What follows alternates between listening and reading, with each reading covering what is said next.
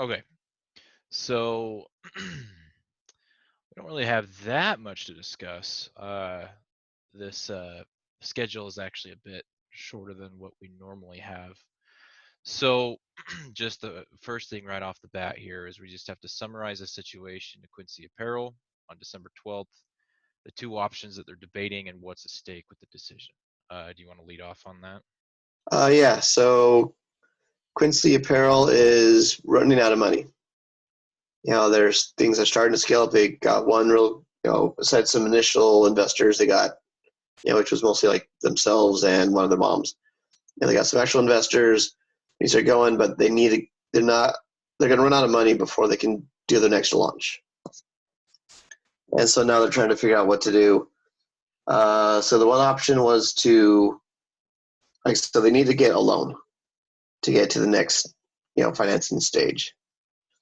And so they need to convince their people, that their investors so far, to give us the loan so we can go. And their two options was to either shrink down the number of sizes that they do, because it's making their production, to a big. What was the other one? I'm trying to remember what the that's I the think one I focus on most. I think it was just to like completely shut down. Just there's a shutdown, narrow range of sizes, and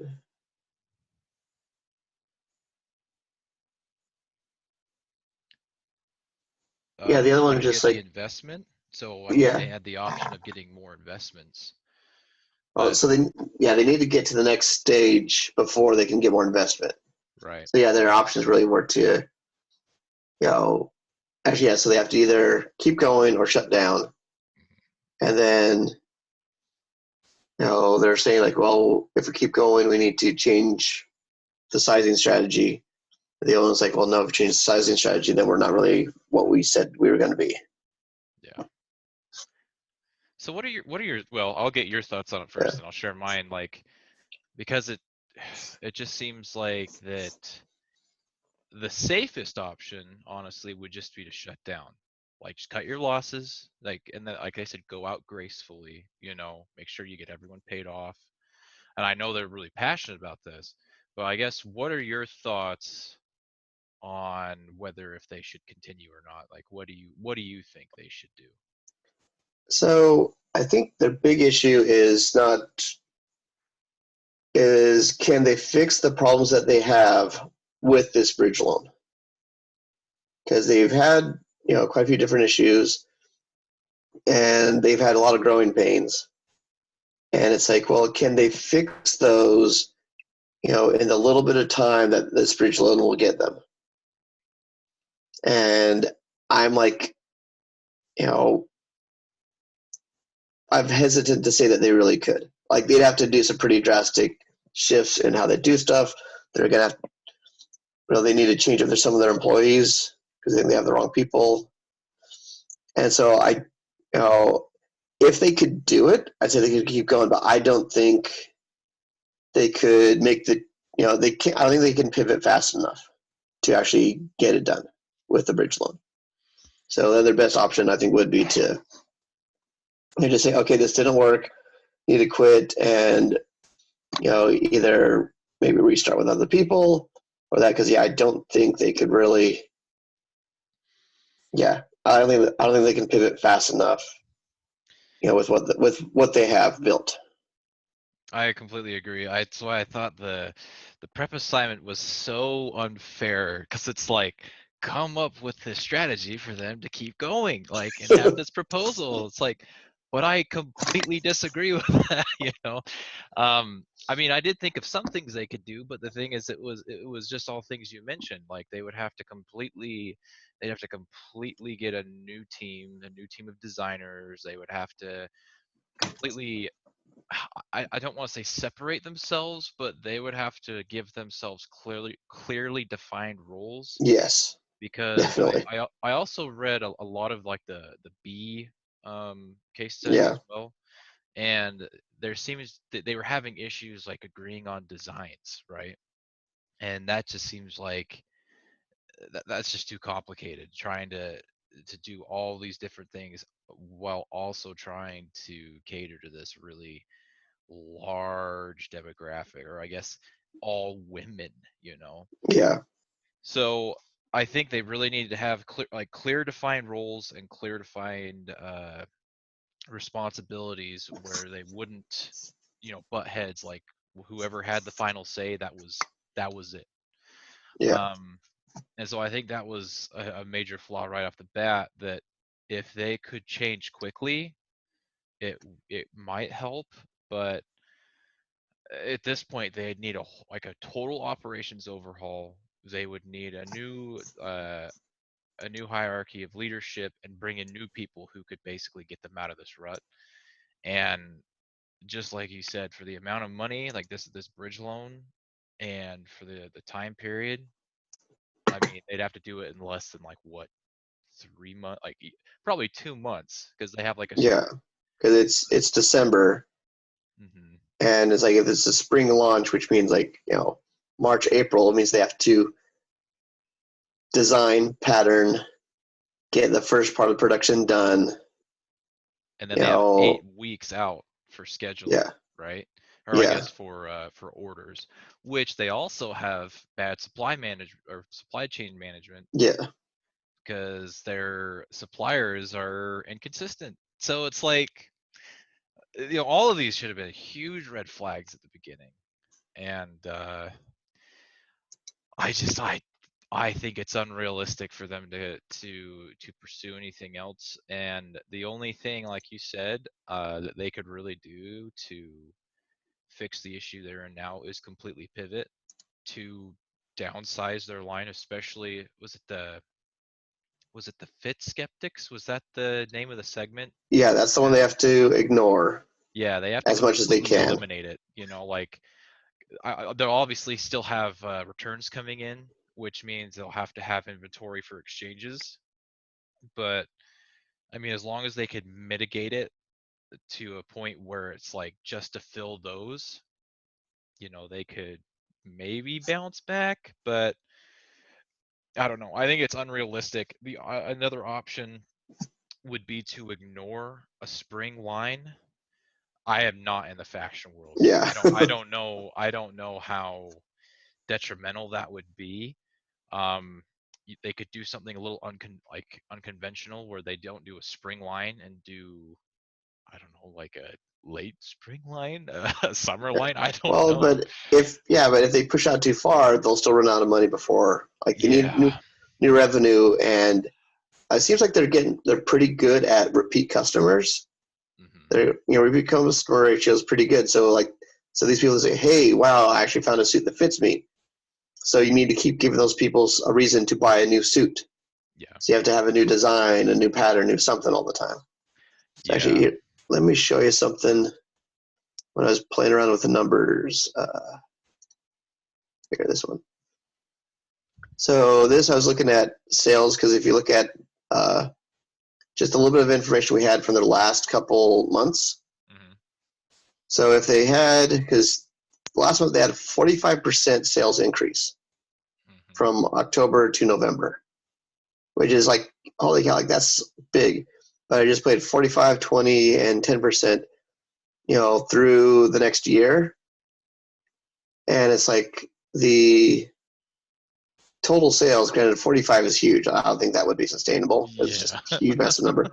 But still, even with the more conservative ones, their total revenue is way higher because their original goal for the next year was, where was it? Yeah, you know, yeah. So this is in thousands, so it's 2.6 million. hmm You know, they could easily hit 3 in volume, like an actual revenue, if they could trend the way that they've been trending. Because their actual growth chart looks like this. So like there's sales wise, they're actually doing good. hmm There's just so many other there's so many other flaws in their business It's that operational. that is killing them. Yeah. Well, their SG&A is just Oh yeah, it's way too high. It's way too high. And I think that's the biggest problem is they're trying to do too much, right? Yeah. They're trying to do way too much. And like you just showed there, if they were just to have just a small increase, um and they get their SG&A down to the point where it wasn't just totally overtaking what they were making in sales, so they weren't constantly, because I mean, obviously the more they grow, the more customers they're going to get, and so it's just basically like a snowball in both factors. Yeah. So as sales gets bigger, their SG&A technically has to get bigger too because of more orders, more materials, more designers, bigger workload, blah blah blah blah. So you're completely right. It's unsustainable, uh, with what they're currently working with. Yeah.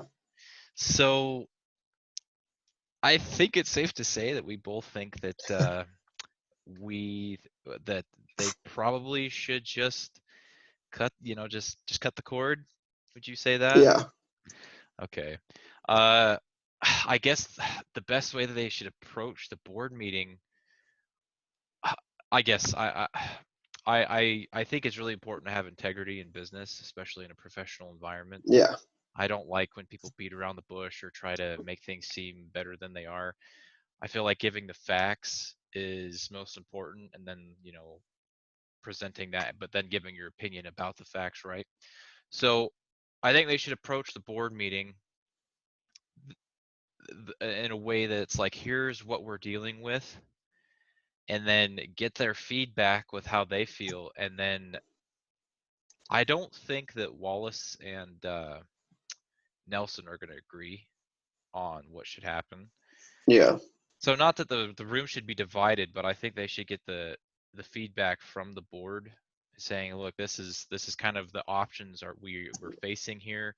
What do you guys think? Actually, hold on. I just found it. The two opinions. Hold on. Which one? Because the one says, cut. I think one was like, we need to, yeah, focus on our price benefit. Like lower the size. Stop doing the sizes. Just give the price. Whereas the other one's like, no, we need to keep with the sizes no matter what. Yeah. I think those were the two different opinions that they were trying to say, that they need to Yeah. approach the board with. I But yeah, think but we're both saying that they need to approach with, sorry, we can't do this. Yeah, it's like it's unrealistic. I mean, I I would say that if they don't pivot, or like, I guess they're what was it, I think it was Nelson's unwillingness to move on the value proposition, wasn't it? I can't. So, uh so Wallace uh, was focused on we need to keep the better fit, whereas Nelson's like, we need to just, scale everything back and oh, just essentially focus on the selling at a good price. right. So I think at that point, Nelson probably was just like, I don't want to do this if we're not going to do what we originally planned to do, Or, right? well, that was Wallace felt that. Oh, Wallace. Okay, sorry. Yeah, Wallace is the one that, if we're not doing the better fitting, then there's no point. Right. And then, yeah, with Nelson, Nelson's just like, we need to do whatever we have to keep the company afloat. yeah. So, yeah, I think Wallace might be a little checked out. Not saying she totally is, but with that attitude, it's like, Well, doesn't it seem a bit childish? Like, I mean, I totally get it. I totally get that they're passionate about it, but I mean, I think even Nelson said later, um, that right now, if they dialed back, they could come back to their original, vision later in the future. yeah. So, So actually, so I thought about that one, and then hold on. I was playing with, I was having some fun playing with the numbers, mhm. and I got this. So I was trying to figure out how valuable the different segments are. So the affluent traditionalists and the rising stars, which both of these care about the special fits. So, because I ignored the fit skeptics because they're kind of worthless anyway. Mm-hmm. But I looked at, so I came up with this segment value, which is the value of the order plus the average number of orders plus their segment size, and give like what is their value. And yeah, so I did some funny financial math, but essentially the like 90% of the money they're getting comes from these two segments which care about the special fits. So if they drop the special fits, they'd be ruined. Like, because I don't think these people would, if they couldn't get the fits that they wanted, that they got, like, oh, I got this perfect blouse or perfect suit coat, and I was like, what? You can't give me that one size I need because I'm someone's the extra tall or extra short or whatever it is. Like, they would lose their business. Right. Yeah. So yeah, like like I said, they have to keep. Like, I think if they gave up their sizing, they would lose what they provide to the market. Oh yeah. So And like that's the problem. So their differentiation is key then, yeah. right. And so otherwise they'll just be like, because there's that little chart that was in the exhibits. Exhibit 1 showing that there's the fit versus the price, and they're in this great zone up in the top left. Mm-hmm. And if they lost the fit, then they'd be right in the middle of the market with everybody else. And then like now you have no differentiation. It's, Yeah. and how are you really going to compete against all these other companies that already do the exact same thing you're doing, except they're doing it better? Yeah. Yep. No, that's a good point. That's a really good point. So I guess I never even really thought of it that way because I was just thinking like how to save, like how are they going to even save this? But it seems like either way they're just sunk. Like Yeah. there's just Yeah. no Oh, way. And I think they're their on. mentors realized that too when they called that emergency meeting or whatever. They're like, yeah, Yeah. it's done. Yeah. So, uh, yeah, gosh, that's a really good point. I didn't even really think about that. I hadn't looked at it from that perspective because I was just trying to focus on like what could be done to save it or Yeah. just completely. Well, that's kind of what I was doing. I was like, okay, because when you show the chart about who's doing, like, okay, how much money are they making from all these different things? Like, could they keep the money if they just went back to regular? Like, no, they would.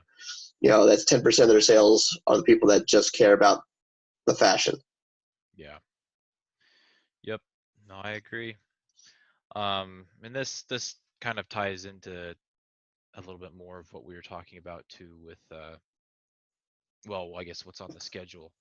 Um, we talked about if we had 6 more months of cash, could we fix it? How about the team, investor partners, were the founders a good fit? Was the cash flow formula good? Kind of went over all of those Yeah. things. So the one thing on the founders that got me thinking is that if you look at the backgrounds, the founders, they had their only real, knowledge of the fashion industry was shopping and wearing. Yeah, Like, that's the thing. They didn't have any real knowledge of the industry, like, at yeah, all. they weren't designers. Like, And they weren't designers. They weren't, because one of them, I think, did like an internship for Rent the Runway or something. hmm But that's a completely different model than that, because that thing. Because at Rent the Runway, they're just picking up already established fashions that people want, and they're buying those and renting it. yeah, They're not designing, they're not producing, there's none of that. They're buying stuff that's already made by someone else, and they just need to negotiate that price and negotiate the rental price.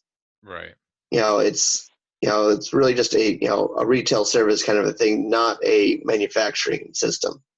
right. And because I think personally, I think they should have had a founder that was like, they needed another founder hmm that was actually someone who had real knowledge of the industry, someone who could actually go in. Because even their board of directors.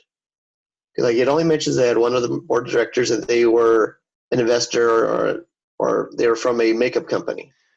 Oh, what project? Wait, was it Project Runway? I can't Well, remember. that was the designer they eventually picked up.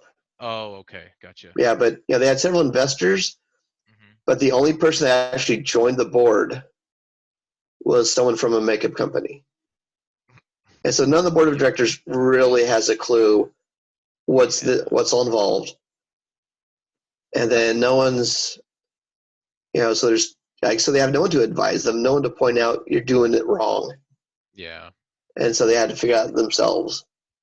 I think they got too caught up in their value proposition and their idea of the business model. Because I Yeah, guess on paper, I guess they were too passionate about what they wanted, and they kind of thought that everyone would want that fit yeah, that segment, right? Um, with having no knowledge of the actual industry. yeah. Well, I think their Oh. their idea was right on. Hmm. It's just they didn't have the skills to fully deliver it. Yeah. Well, that's the thing is like Yeah, they had no connection to the industry. yeah, It's like if they had done things well, or if they had, I mean, even if they had a supplier that they could rely on, and that they could like, if they had a team of designers that did well, okay, I guess we're just talking about everything they should have done. But yeah, no, that's it. They just didn't have yeah, that inside knowledge that they really needed. yeah. Uh, and also they were like, near as I can tell from their experience, neither of them were real people managers before. Like they worked for some consulting stuff and other stuff, but they weren't, because that's something else they were really bad at, was managing their team. Yeah, like really bad. I was like reading that and thinking, wow, because I'm just thinking of being a parent, right? You've Yeah, probably been through this. I don't know if you ever had this situation of like a good cop, bad cop type thing, or where one parent goes in and tells the child something, and then the parent comes like, "Oh, are you okay? Were they too mean or whatever?" It's like, yeah, "It's okay. Don't worry about it. You're fine." It's like, no, like right? you can't do that, like especially Yeah, in the oh yeah, workplace, and that totally undermines the other person, and that just like that infuriated me because I deal with some of that stuff at FedEx because I'm in logistics there, uh-huh. and there's a manager there who he's old school, right? And so he's also from Wisconsin. So he's very, very different from his attitude on culture is very different than what people are used to here in Salt Lake, well, I guess Yeah, Utah. So he has no filter, and people here hate it. They absolutely hate it. He gets in trouble all the time. But what happens is he'll go get mad at someone, or like he'll be really firm with someone, and then another manager will come and be like, "Oh, don't worry about it, you're fine." It's like, whoa, like, okay, I know he can come off as a jerk, but you don't want to yeah, undermine his authority, because then people, when he's not there, they're just gonna run wild or do whatever, or keep doing what he told them not to do, kind of, you know what I mean? yeah, uh-huh, exactly. So I see that kind of thing at work all the time, and that really destroys a team slowly from the inside. And there's a lot of resentment, there's a lot of there's a lot of favorites being played, and a lot of manipulation, and I don't like Yeah, that. I don't like it at all. So that also ties in with what they might have done differently at the start, and were they doomed at the beginning.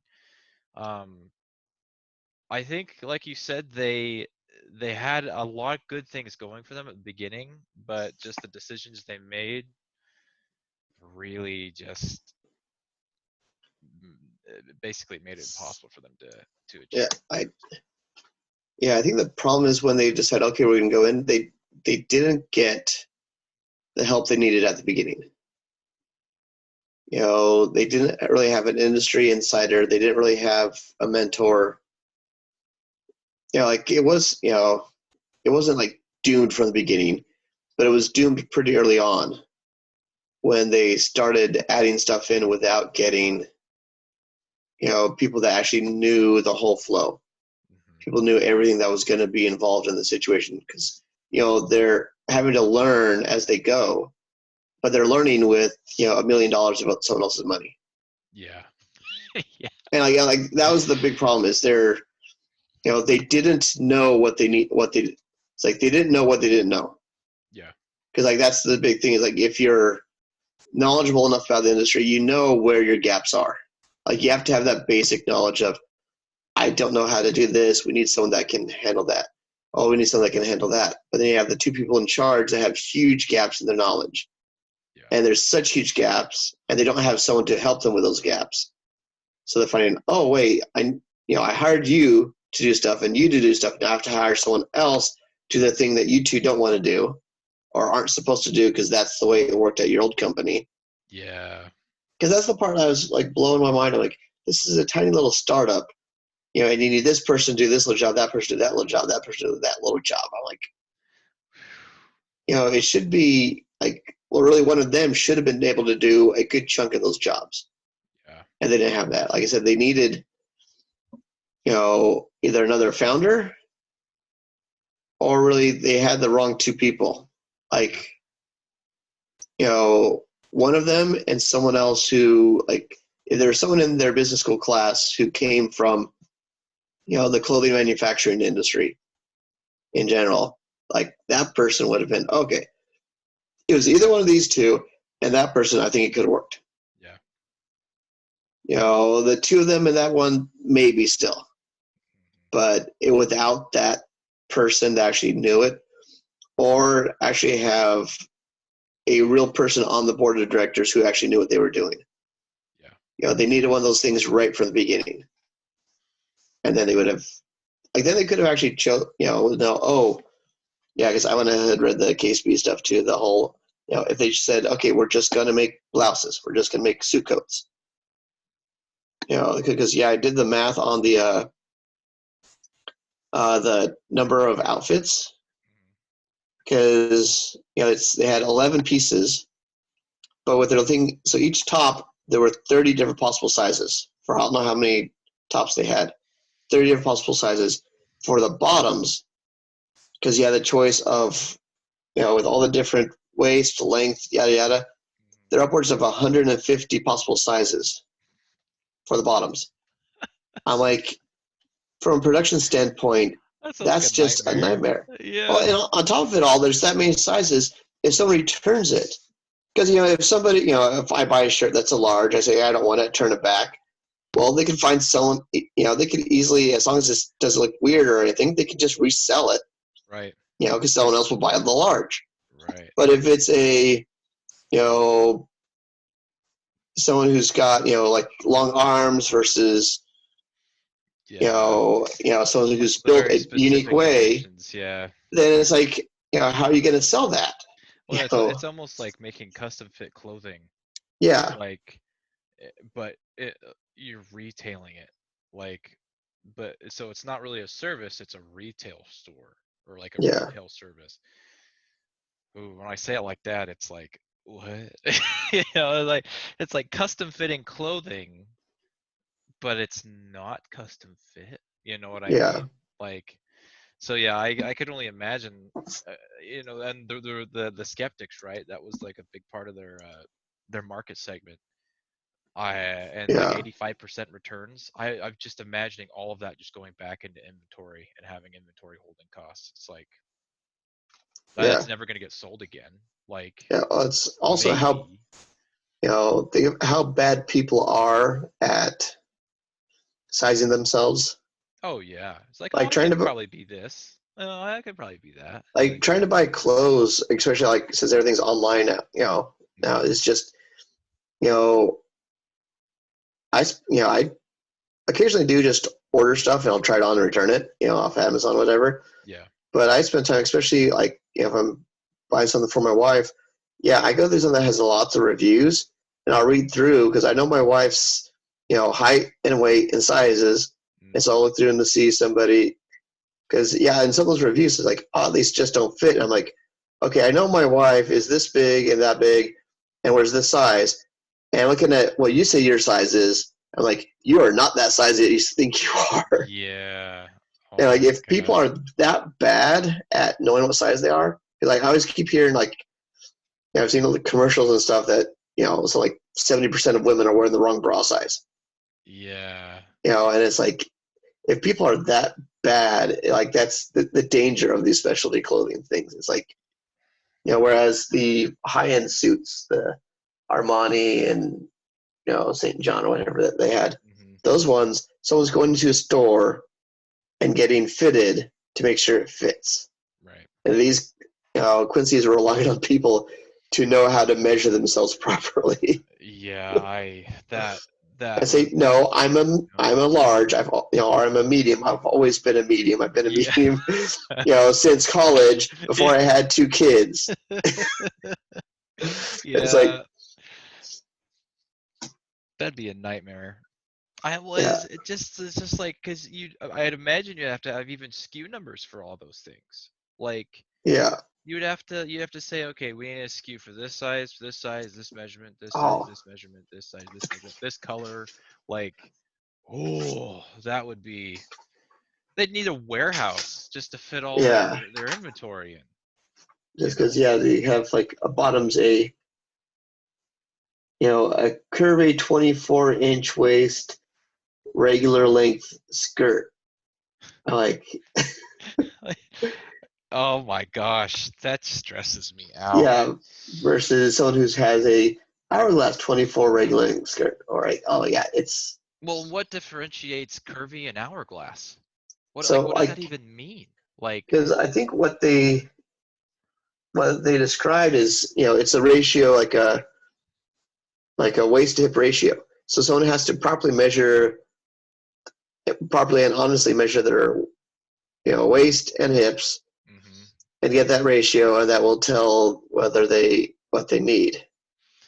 yeah, I feel like people And would just lie so they they wouldn't well, feel that like bad. so, like vanity sizing is a thing. Yeah, It's like yeah, because like there's another fun thing I've seen. It's talking how like they say Marilyn Monroe was a size 8, whatever, which was kind of true, except she was a size 8 in way back in 1950 or whatever, yeah. 1960. hmm And they've compared, like they've actually measured her sizes. She'd be a size 0 to a size 2, but back then she was a size 8. Holy cow. But she'd be a modern day size 0 to size 2.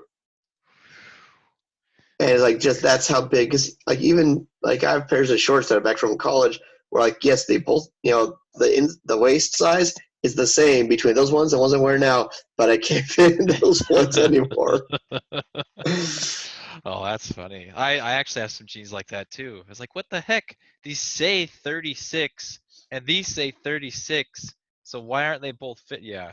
Well, when you Yeah, notice too, one last thing on the whole thing when they were starting off with their whole MVP and whatnot, how they noticed that there was a difference between their initial launch with their MVP and their actual product that went out. yeah, It's like that's huge. Like that's why a lot of people have their brand what's it called? The the brand loyalty, right? They have their yeah, brand loyalty because it's like this type of clothing or this type of fabric fits me the best. So yeah, that's why some people go to Express because they like how their fabric fits them, and some people hate it. So then they go to I don't know like American Eagle or they go to yeah, Buckle or whatever because their fabric fits them the best. So I that also was something that stressed me out. It's like, okay, you just showed all these people a specific type of fabric and they loved it. Now you can't figure out what type of fabric that was, and now you're delivering something different. yeah. Or you can't get Y- that fabric Yeah, it's like, because oh, yeah, that drive me nuts. Yeah. So that just kind of shows how unprepared they were and how little they knew right out from the get go. And I think all the ways you named definitely were were things they could have done. I think the biggest three takeaways. So a new founder, or I guess a founder that would have been more grounded in the design industry. Yeah. Um, Different business model, would you I think, say? well, smaller scale. Like, so Smaller I think scale. if they had decided to start with just either one piece, like just tops or just bottoms or just pants or skirt, just one thing. Yeah. Just do one thing really well. Okay. Because I think that would have, like simplified, because sure they have, a ton of different options for their pants, but if they had just pants or just shirt or just like really whichever is the easiest. So probably like just blouses or whatever, just one thing and did it well, then I think they could have, started small, stayed small long enough to get a reputation. Because if they had the reputation of this is the best place to buy the best fitting blouse that looks good and whatever, if they then announced, hey, you can get a suit jacket too, It's like, their whoa. brand loyalty would explode. Yeah. If they stepped like that, I think they wouldn't have needed as much stuff. Could have gotten the right people. Because then but then I think the third takeaway is the right team. Right team. Yeah. Yeah, I was either gonna say the right team or slower growth. yeah. So, cause yeah, So, I think they felt like they were just gonna explode. You know what I mean? oh yeah, Like they were gonna reach critical mass in like the first 6 months or something like that. But anyway, so yeah, I like those takeaways. So I guess we can mark this as the summary point. There's no time thing. yeah. So You it's can't. Yeah, you have to go back and look at the video once it y- posts to see where it's yeah, at. I was remembering when I did it last time. I was like, okay, I think because I remember Justin went away right before we started. So I was like, okay, I just gotta find where Justin leaves the screen. Ah, there it is. Okay, perfect. Um, but for our summary, um, I think that the three takeaways was kind of our summary. So I think they weren't doomed from the start, but they did doom themselves because of the lack of doing those three things, right? The three big takeaways. So essentially, getting the right people on board right off the bat would have been Yeah, crucial. Also, the sheer amount of scale they had. If they had dialed it back, they could have eventually met their vision. But I think they were too ambitious. yeah. I Um, think it's like I think they scaled the wrong way. mhm, Where if they had a single product and higher volume of that product, mhm. And you they didn't, know, and they really like how well did they really know their market or their segments?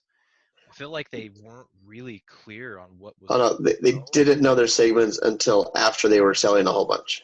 Right. And so That's it's when they like, figured out, oh, hey, here's what we're doing wrong. yeah, yeah, it's like you're supposed to figure this out before you launch, Yeah, or you're supposed to at least have a good understanding. Because every other case study, this is interesting, because every other case study we've read, the founders have had at least a sufficient knowledge of their industry.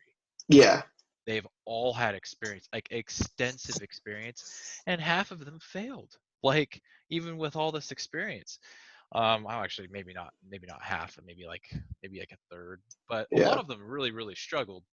Um, and only a few of them saw like huge, major success. But um, that is a huge problem too, is not doing enough research at the beginning, and being just totally unprepared. And yeah, just having the right people and scale and I'm trying to think if there's anything else. yeah. And then yeah, the right founders, and then hiring the right people. Yeah, that really that really Yeah, had a huge impact too, is the right people. Um, well, I guess like the designers and whatnot. So, well, cool. Any more thoughts or suggestions or anything you might have? uh, no. So how do you want to do the group assignment. So I see that you have already put some stuff in there. Yeah, So, that was just general ideas of. okay. So I think we could just keep doing it like, oh, whoa, okay, I clicked on the wrong one. I was like, what the heck? This is already filled out. Let me see, is that it? Oh, where did I just put it? There it is. I think we should just, oh, I guess there are specific questions here. yeah, so there's really what caused the failure and what should they have done differently, which is kind of this Yeah, they're kind of same, the same. like kind of the They're, same, but yeah, one you point out this failure. Well, one is point out what's wrong, and the other one point out how to fix them, right. kind of thing. So, I'll let you decide which one you want to take. I'm fine with doing either. I don't kind of like trying to remember how well, because yeah, the prep that we did was so huge on this one that the paper should just about be done. Yeah, Yeah. yeah. Um. So yeah, how about you go ahead and go? You do failure. I'll do how to succeed. Perfect. Okay. We'll do that then. Also, so I've got work in a little bit here. Yeah.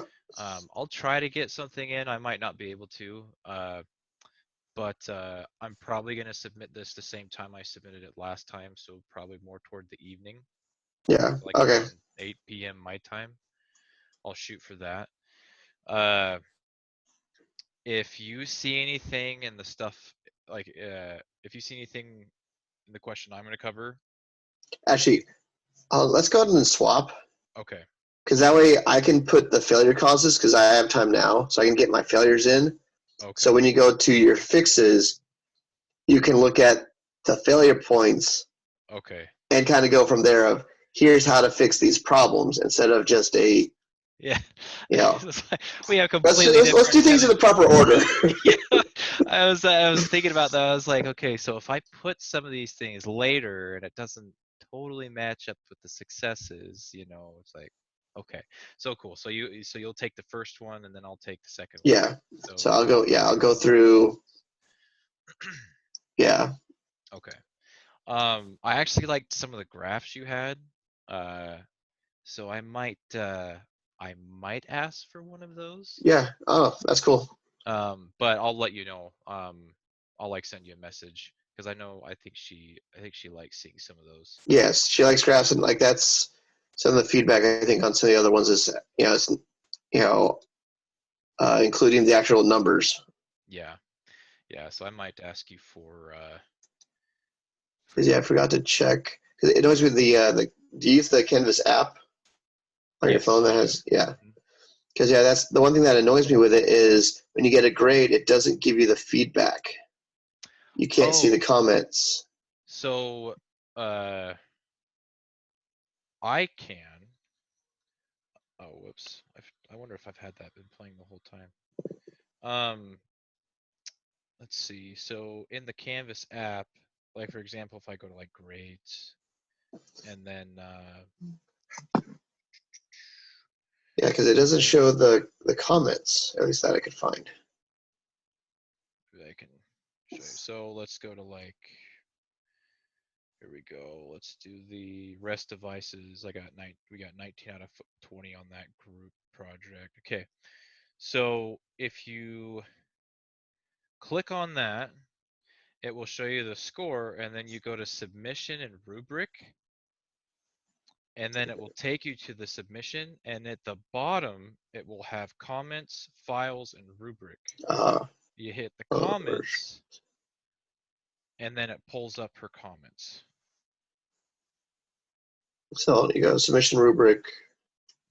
And then it'll show Then you your submission, and then you go to where oh, it should there's have a little okay. There tab. it is. There's the yeah. Oh, you have to tap on it because okay, got it now. Yeah. Okay, that makes it so much easier.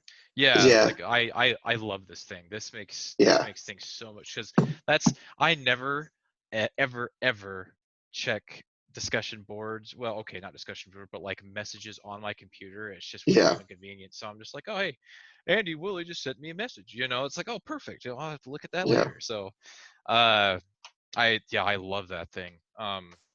So yeah, yeah. that's Because how you look at comments in that app. yeah. Okay, cool. All right, so you got the first part, Yeah, second part. maybe what we could do is just we could probably just take that Excel sheet you have and just attach it to our assignment. Do you feel like that Yeah. would be? Do you think that'd be a good idea? Oh, which part? My the whole Excel sheet's kind of a mess. Oh man. Let's maybe Yeah, just because maybe let's just do the cash flow, or I guess when you're kind of so the potential cash flow.